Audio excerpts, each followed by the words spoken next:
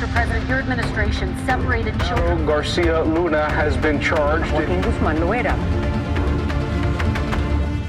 Entre Washington y México por Jesús Esquivel. Esta es una producción de Fluxus Comunicaciones. Este es el podcast de Entre Washington y México, con la agenda bilateral y sus protagonistas en voz de Jesús Esquivel.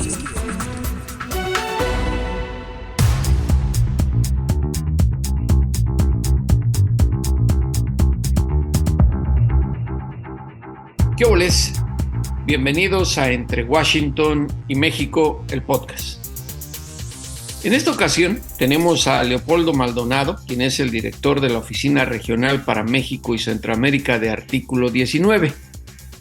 Él está aquí para hablar de algo que se ha vuelto recurrente en el gobierno del presidente Andrés Manuel López Obrador: los ataques y desprestigios a la prensa, y a la prensa que lo cuestiona, a la prensa que no está de acuerdo en todo lo que hace o que no propaga como él quisiera lo que anuncia todas las mañanas y los fines de semana en Palacio Nacional o en algunos lugares de la República Mexicana. Leopoldo, gracias por estar entre Washington y México. No, al contrario, Jesús, muchas gracias por el espacio y un saludo a todo tu auditorio. Artículo 19 ha dado a conocer un último informe respecto a esta situación de ataques y discriminación, diría yo, por parte del presidente López Obrador en los primeros 6 meses de 2023. ¿Nos puedes hablar sobre el contenido de este reporte? Sí, Jesús, mira, lamentablemente es un informe que venimos dando, tanto el semestral como el anual, pues desde hace muchos años. Tú lo saben nuestros colegas de la prensa, lo saben nuestros colegas de las organizaciones defensoras de derechos humanos, porque pues es una situación de violencia que efectivamente se recrudeció desde la guerra contra el narcotráfico declarada por Felipe Calderón, pero que se ha mantenido sostenido, en el tiempo y se ha recrudecido. Sumando estos elementos que señalabas en un principio, de los cuales podemos abordar después, pero en términos generales, el panorama es poco halagüeño, porque en el primer semestre del 2023 documentamos 272 agresiones. Esto equivale a una agresión cada 16 horas cometida contra periodistas y medios de comunicación. De esas agresiones, 84 fueron dirigidas contra mujeres periodistas, 148 contra hombres y 40 contra medios de comunicación. Las más recurrentes, Jesús, son lo que llamamos en nuestras categorías de análisis las intimidaciones y hostigamiento, que representa el 25% del total, el uso ilegítimo del poder público en segundo lugar con un 22%, y las amenazas en un 18%. Hay que hacer un zoom in, hay que hacer un acercamiento, por ejemplo, a lo que identificamos como uso ilegítimo del poder público, porque estamos hablando, por ejemplo, casos de discurso estigmatizante, que alcanza 47 ocasiones registradas por artículo 19. De esas 47, precisamente hablamos de 43 casos vinculados a estigmatización de la prensa desde las mañaneras. Pero en un país como el nuestro, Jesús, coincidirás conmigo, donde enfrentamos estos niveles de violencia atroz, pues tenemos que dar la nota más triste y más desalentadora, que son los asesinatos de colegas periodistas que desafortunadamente continúan. En el primer semestre identificamos 3 casos de colegas periodistas asesinados posiblemente por vínculo con su labor: el caso de Marco Aurelio Ramírez, Luis Martín Sánchez y el más reciente, el de Nelson Matus, a la par de la desaparición del periodista o del fotoperiodista Juan Carlos Hinojosa en Veracruz. Y ya para cerrar, pues hablar del tipo de perpetradores y de las coberturas de las víctimas. Primero, los perpetradores, pues 1 de cada 2 agresiones son cometidas por funcionarios públicos. Y aquí hay una nota importante porque casi siempre, o prácticamente desde el 2016, no habíamos visto que el nivel federal de las autoridades agresoras, o sea, más bien, autoridades federales, estuvieran en segundo lugar de agresiones. Siempre destacan las autoridades del nivel estatal o municipal. Y eso coincide con el tipo de coberturas más peligrosas. En primer lugar, en un lejano primer lugar, está la cobertura de temas políticos y de corrupción, con prácticamente el 50%, y en un segundo lugar, con un 20%, la de seguridad y justicia o la nota roja. Eso también nos habla del perfil de los perpetradores de la violencia contra la prensa. Entonces, pues este es el panorama, Jesús, el primer semestre del 2023, recordando que venimos del año más letal para la prensa en el 2022 con 13 asesinatos de colegas periodistas y recordando que es una tendencia a la alza que desafortunadamente en este gobierno no se logró frenar y revertir. Algo muy lamentable y muy triste para este gremio al que pertenecemos de informadores. Yo te quiero hacer una pregunta porque la reacción de la sociedad que sigue ciegamente al presidente López Obrador me parece que no tiene el contexto y está desinformada cuando se denuncian estos ataques.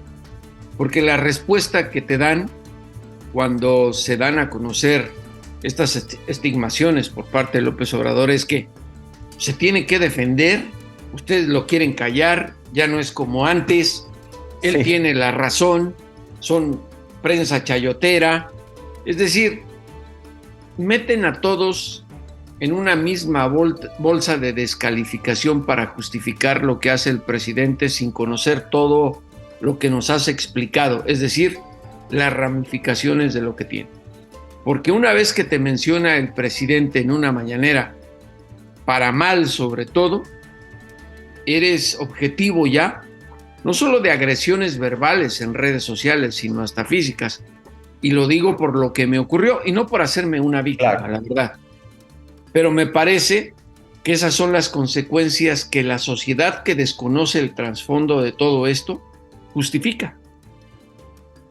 Así es, Jesús.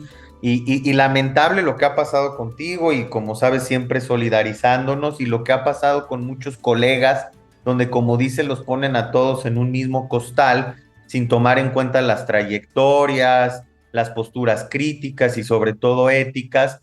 Pero aquí hay un peligro muy fuerte y es que desde el poder se pretende hacer escrutinio de la veracidad y de la solvencia ética de la prensa. Y eso siempre sale mal, Jesús, porque evidentemente, pues desde el poder, lo que se pretende es que los dados se carguen, ¿no? Y más en una relación históricamente simbiótica que han tenido muchos medios de comunicación y periodistas con el poder político, mediante otros esquemas como el de la publicidad oficial o el famoso chayote, o incluso por afinidades ideológicas, pues efectivamente hay una sociedad ávida de una prensa libre, independiente y crítica. Pero ojo, el escrutinio de la labor periodística que es necesario en la democracia lo debe hacer la propia sociedad y las propias audiencias, porque cuando el Estado establece un rasero de qué es veraz y qué no, cuando el Estado, desde el Estado se establece un rasero de cuál es la buena y la mala prensa, pues repito, se cargan los dados y lo que se busca es inhibir la crítica. Y es lo que está pasando en estos momentos. Es un guión que desafortunadamente es una impronta del gobierno del presidente Andrés Manuel López Obrador, pero que desafortunadamente se replica en otros países, incluso en aquellos que se jactan de ser muy democráticos, pues ya tuvieron a sus, digamos, jefes de Estado con esta postura. En Estados Unidos, pues no fue la excepción con Donald Trump, quien además está en la carrera presidencial ahora para regresar en el 2024, en países como Brasil, con un energúmeno como Bolsonaro, o ahora con Bukele en El Salvador, o con Yamatei en Guatemala, o el propio Petro, que está asumiendo también una postura bastante confrontativa con la prensa y con las organizaciones de la sociedad civil. Parece que es un guión que trasciende a la división y afinidades político-ideológicas izquierda y derecha, sino que más bien tiene que ver con la capacidad de recibir la crítica, pues en tanto eres cabeza del Estado o en tanto eres un funcionario público que está sujeto al escrutinio público, por supuesto, en primer lugar de la sociedad y también de la prensa. Y parece que eso no se está entendiendo y se juega tramposamente con que la sociedad sí quiere una mejor prensa, una prensa más libre y democrática, pero libre de cualquier poder y de cualquier proyecto político, o por lo menos si hay afinidad, pues que trate de mostrar esas afinidades sin perder esa neutralidad y objetividad. El derecho de réplica en voz del presidente se ha vuelto una trampa, una navaja de doble filo, porque sí, tiene derecho a la réplica, pero lo que llama la atención, por lo menos dentro del gremio, y aquí no se trata de decir quiénes son buenos y quiénes son malos, y yo siempre me refiero un poco al pasado. En los sexenios priistas y en el de Vicente Fox y Felipe Calderón, hubo un acoplamiento de medios de comunicación y lo sabemos, hasta firmaron pactos. Sí, sí. Muchos informadores se volvieron millonarios por la publicidad, que para mí era un pago de corrupción, a favores claros. Pero ahora el tema es que todos esos medios, o algunos medios, que estaban del otro lado y que se dieron cuenta de que se les acabó el dinero en este sexenio, por lo menos así, tan descarado, regresaron a lo que debieron hacer siempre: periodismo objetivo e investigar. Algunos lo hacen con una tendencia clara y por eso se cometen muchos errores y desinformación, y lo hemos visto en primeras planas de medios nacionales, Leopoldo. Eso no se puede negar. Sí. Pero de ahí a decir que los que aplauden ahora ciegamente al presidente para evitar ser estigmatizados son medios objetivos, confunde a la sociedad, ¿no? Totalmente, Jesús. A ver, hay que recuperar esa historia del periodismo mexicano, la historia de los medios de comunicación, para hacer una revisión crítica y para mejorar la calidad del periodismo, que coincidirás conmigo, pues ha tenido grandes destellos en los últimos años, pese a estos controles, pese a la violencia que asedia en buena parte del país a los colegas periodistas, pese incluso a la precariedad con la que se desenvuelven o con la que tratan de realizar su trabajo muchas reporteras y reporteros, que es un tema que también abordamos en nuestro informe semestral. Entonces, evidentemente hay que revisarlo. Lo que no se vale es establecer este derrotero del conmigo o contra mí, porque efectivamente bajó, por ejemplo, un mecanismo del cual tú hablas, de control y de censura indirecta, que es la publicidad oficial. Bajaron significativamente los montos a una cuarta parte de lo que gastó Peña Nieto, que en total en su sexenio gastó 70,000 millones de pesos en publicidad oficial. Eran carretadas de dinero a los medios, pero lo que no bajó es la concentración del dinero que se sigue dando en materia de comunicación social a los medios privados en unas cuantas manos, esa concentración. Y otra vez, ¿bajo qué criterio? No sabemos. Pues sospechamos que es el viejo dicho de López Portillo: no pago para que me peguen, ¿no? Porque pues sí sigue viéndose ese condicionamiento de líneas editoriales. Entonces, tampoco podemos decir que el gobierno actual está en la posición de darse baños de pureza, porque efectivamente condiciona la publicidad, porque efectivamente utiliza sus espacios de medios informativos públicos para atacar a voces críticas de la prensa y desde diferentes espacios sociales, porque se utilizan las redes sociales de manera coordinada, orquestada para inhibir a quienes critican al presidente desde los espacios y las redes sociales. Entonces, evidentemente esto se ha ido tergiversando y nos deja una conversación viciada sobre lo que debe ser la prensa en democracia. Leopoldo, hay algo que a mí me preocupa y que solo una organización como la de ustedes podría explicar. ¿Cuál es el gran riesgo de lo que estamos hablando para el futuro inmediato? Es decir, el temor a que López Obrador deje una escuela de estigmatización a los medios de comunicación, o que incluso esa estigmatización termine en algo que es inconcebible: las agresiones y asesinatos de informadores. Ay, Jesús, qué pregunta tan difícil, porque por un lado nuestro corazoncito dice, bueno, pues esta escuela va a terminar ya el 1 de octubre del 2024, ¿no? Y ojo, decirle al auditorio, nos estamos enfocando en la estigmatización de la prensa, no estamos hablando de todas las otras cosas del gobierno, no estamos haciendo un análisis de sus logros o de sus fracasos, pero sí en tema de prensa creo que deja mucho que desear. Y esta escuela quisiéramos pensar que se termina, pero no, hay una intención pública de continuar con muchos de los elementos más preocupantes. Por ejemplo, la verificación de noticias desde los organismos del Estado mexicano. Otra vez, el Estado estableciendo un criterio de decencia y de veracidad a los medios, como lo han intentado hacer a través de proyectos como Infodemia MX o el Quién es Quién en las mentiras, que es mucho más famoso. Es tristemente famoso precisamente porque pues es otro mecanismo de ataque desde las mañaneras. También pretenden institucionalizar las mañaneras. Adelante la transparencia y la rendición de cuentas, pero van a replicarse en caso de que continúe Morena en el poder las descalificaciones desde este espacio. O sea, ¿para eso se sigue pensando las mañaneras o ahora sí se va a honrar su objetivo primordial, que me parece muy bueno en democracia, que era pues transparentar el quehacer público? La otra también es esta peligrosa intención de regulación de las redes sociales. Siguen insistiendo mucho por ahí.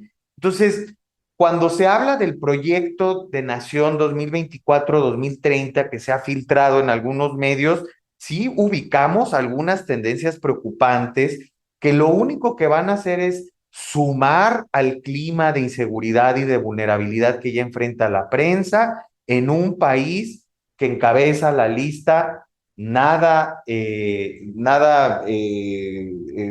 la que no nos podemos sentir orgullosos, de países más letal para los periodistas y más peligroso en todos sentidos, ¿no? Por lo menos en el hemisferio, México tiene un nada grato primer lugar de periodistas asesinados y de periodistas agredidos. ¿En serio quieren seguir con esa estrategia de estigmatización que genera mayor vulnerabilidad? Yo creo que se tiene que pensar con mucha cautela y en una lógica de reconciliación y de construcción de paz que mucha falta le hace a este país. Yo creo que se tendría que revisar el calificativo o adjetivo de prensa conservadora, porque se le ha dado un muy mal uso en este gobierno. Sí, y lo ha dicho en numerosas ocasiones el presidente, que la prensa conservadora es la que está en contra de él. Entonces, eso no es así, ¿no? La prensa pues se tiene que erigir en un contrapoder, pero él lo que quiere es una prensa que milite a favor de la transformación, es decir, a favor de su proyecto político. Y eso pues no puede ser así, ¿no? Desvirtuaría totalmente la labor periodística.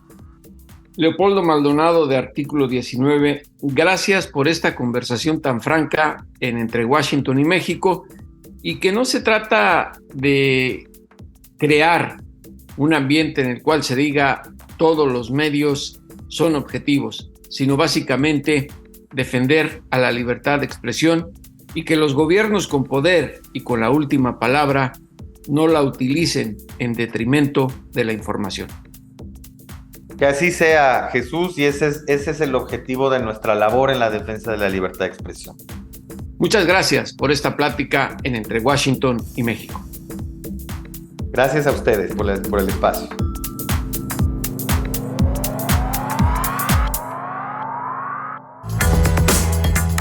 Pucha Play con Gonzalo Lira.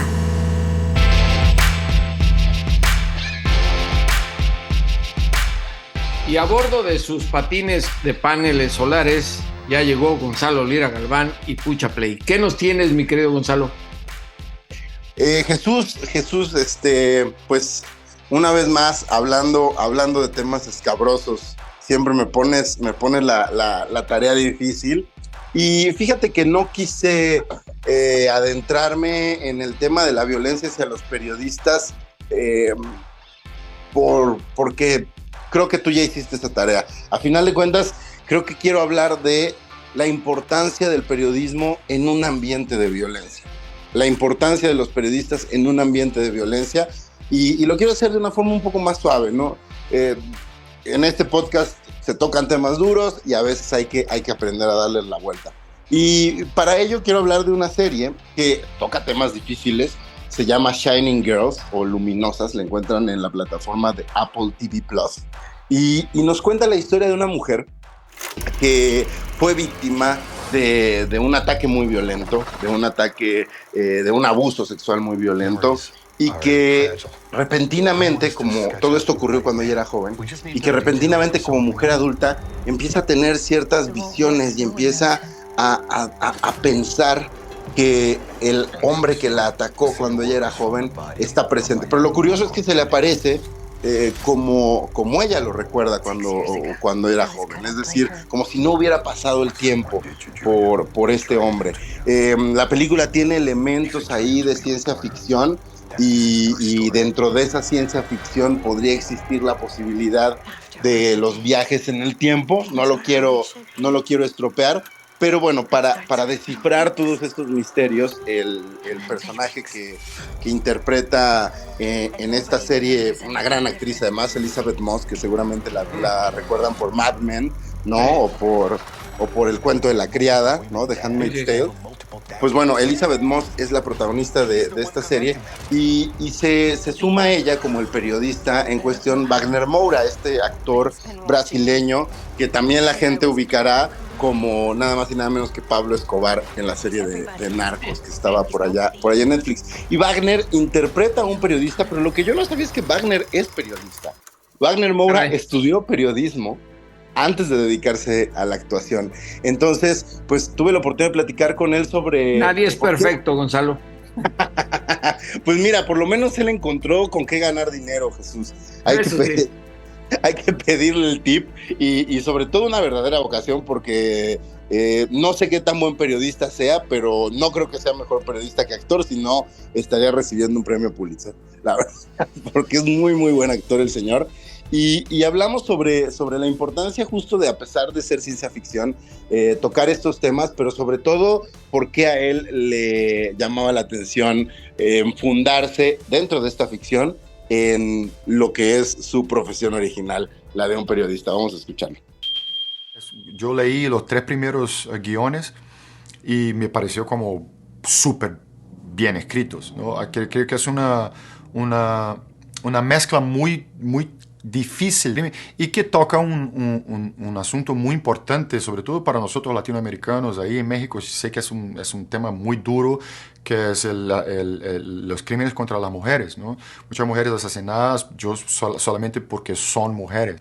El hecho de ser un periodista, ese es mi background. Yo me gradué como periodista, trabajé como periodista por mucho tiempo y creo que hoy el periodismo está en un momento muy difícil con el avance de las fake news, con la gente se informando por las redes sociales, con presidentes en el mundo hablando cosas horribles sobre periodistas. Entonces, eso igual me atrajo mucho, a ser un periodista, ¿no? Pues ahí está.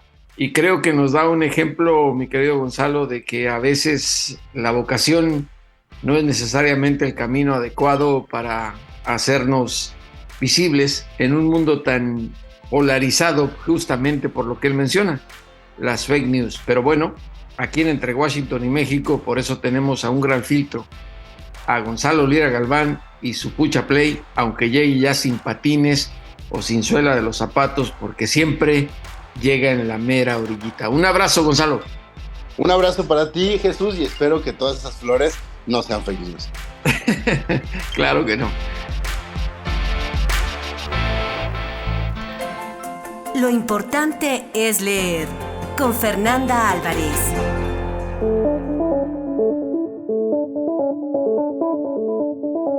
Y ahora un poco seria, porque trae una copita de Mosco de Toluca, que es un licor de fruta, para recomendarnos estas lecturas que nos ayudarán a deleitar el paladar, pero con las letras que son esenciales para poder seguir viviendo con tranquilidad, aún en medio de una turbulencia de tantas cosas que aquejan a este planeta. Mi querida Fer, ¿qué nos tienes?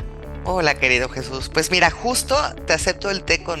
no era té, perdón, era el mosto. Mosco de Toluca. Sí. Eso, Mosco de Toluca, porque, y hablando también de esta violencia que siempre nos permea en cada momento del día, ¿no? Porque ya te llegó un tuit, porque ya viste la noticia, porque ya escuchaste la radio, pues traigo libros con propuestas de amor, para que nos salve un poco de esos momentos, o de esas realidades que pues a veces no nos o sea, que no tenemos la capacidad de cambiar. La dulzura, ¿no? Enamora, mi querida Fer. Si sí, te tomas dos mosquitos de Toluca, terminarás hechizada y enamorada. Miedo me da. Pero mira, déjate cuento de la primera. Es una autora que a mí, bueno, la admiro muchísimo. Murió en 1977, es ucraniana de origen, vivió en Brasil desde la infancia hasta su muerte. Se llama Clarice Lispector.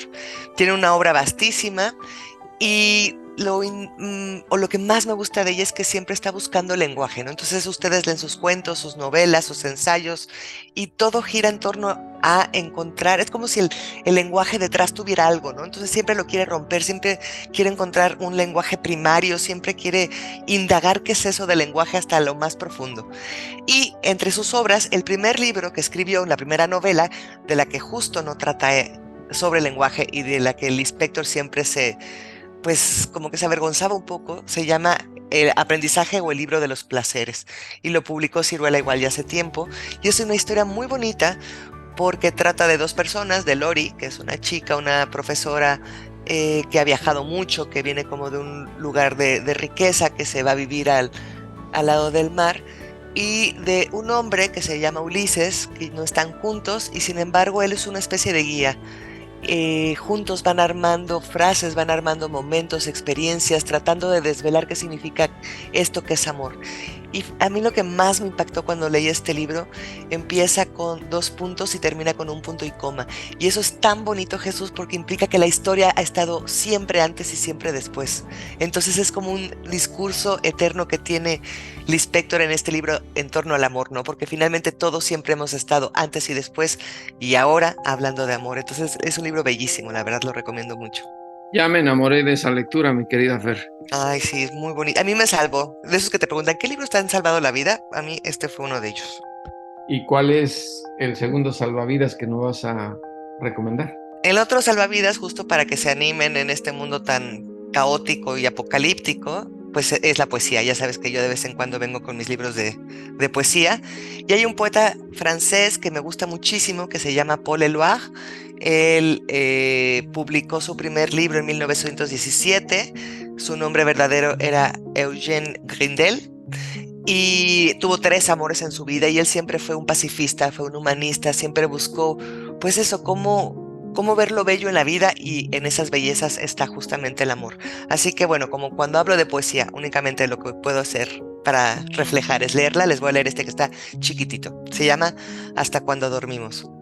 Hasta cuando dormimos cuidarnos uno de otro, y este amor con más peso que los frutos de un lago, sin reír ni llorar, dura ya desde siempre, un día y otro día, una noche y nosotros. Ay, no me digas, Jesús, que no es una belleza, sí, sí. Ay, hasta podría parecer pesadilla para muchos, ¿eh? Ay, Jesús. No, es Digo, bonito. digo. ¿Ya ves Bueno. por qué el Mosco de Toluca es necesario incluso para leer poesía? Eso sí. Pero bueno, si el amado o la amada está a distancia, siempre cae bien poesía de este tipo. Muy ¿No? bien. Entre más lejos, ahí sí no hay daño posible. La poesía llena espacios, lo sabemos, y a veces creo que el sentir que no estamos tan arraigados como ocurrió en otras épocas a esos versos, hace que tengamos esa necesidad, por lo menos, de escuchar a alguien que con frecuencia está muy cerca de la poesía, y ella es Fernanda Álvarez. Y aquí en Entre Washington y México, este podcast, su presencia es importantísima. Fer, un gran beso. Igualmente, Jesús, muchísimas gracias. Y bueno, a los criminales y a los políticos, ya lo saben, por favor, devuélvanos a ese México que nos arrebataron. Hasta la próxima, aquí en Entre Washington y México, el podcast.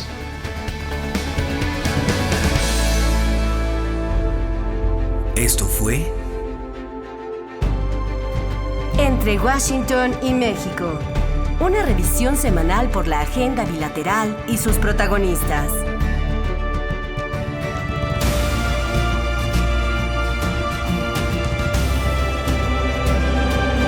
Entre Washington y México. Esta es una producción de Fluxus Comunicaciones.